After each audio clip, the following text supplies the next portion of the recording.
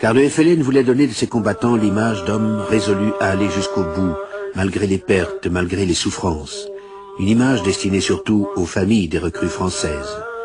Pourtant, les dirigeants du FLN et certains officiels à Paris avaient des contacts dans des capitales neutres, Le Caire, Belgrade, Rome. Une rencontre était prévue fin octobre entre représentants de la France et Ben Bella. Les généraux français en eurent vent et le 22 octobre 1956, à la grande joie des Pieds Noirs et à la confusion du gouvernement français, Ben Bella et 3 de ses collègues, dont Aït Ahmed, furent interceptés lors d'un vol entre le Maroc et la Tunisie.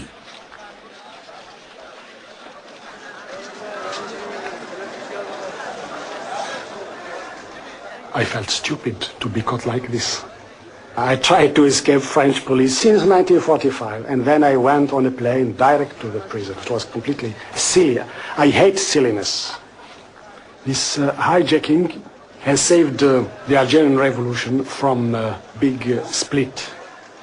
Ben Bella was opposing the Congress of Souman.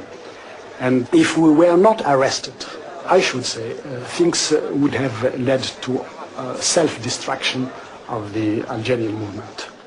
So I think this hijacking has saved Algeria from a very dreadful crisis. Beaucoup ont soupçonné les généraux d'avoir voulu prévenir par ce détournement tout pour parler de paix avec le FLN. Toujours en octobre, la marine française avait intercepté un navire chargé de 70 tonnes d'armes destinées au FLN et payées par l'Égypte. Aux yeux de Paris, Nasser était décidément l'instigateur de la révolte. Les événements se précipitaient dramatiquement. Cette même semaine, la Grande-Bretagne et la France envahissaient l'Égypte en représailles à la nationalisation du canal de Suez par Nasser. Mais les combats s'étaient arrêtés très vite, sous la pression combinée des États-Unis et de l'Union soviétique. La joie du monde arabe et du FLN en particulier ajouta encore à l'humiliation des Français.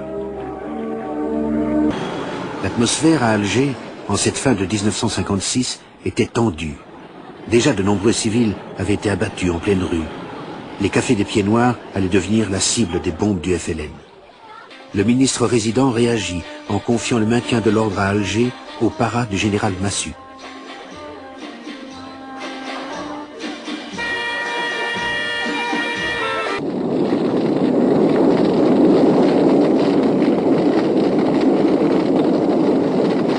Les attentats continuaient. L'armée réagit, y compris par la fouille des femmes musulmanes qui parfois transportaient des bombes. Le 29 janvier, le FLN appela à une grève générale pour marquer la session annuelle de l'ONU. Un défi que le général Massu ne pouvait ignorer. Nous avons obligé le travail à reprendre, ou quelquefois même à ne pas s'arrêter, malgré les déclarations du FLN qui voulait que le succès de cette grève appuie sa thèse à l'ONU, car à ce moment-là, à l'ONU, le problème algérien était débattu.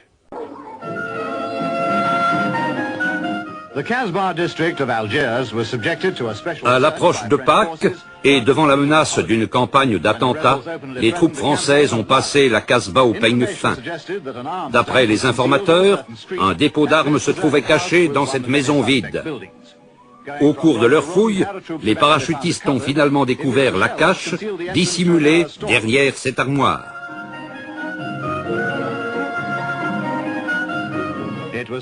Elle contenait, en plus d'armes diverses, 13 bombes à retardement qui, réglées sur 5 minutes et dispersées dans la ville, auraient causé d'innombrables victimes. Pour les Français, la Casbah recelait au moins 4000 terroristes. Ils étaient décidés à les en extirper.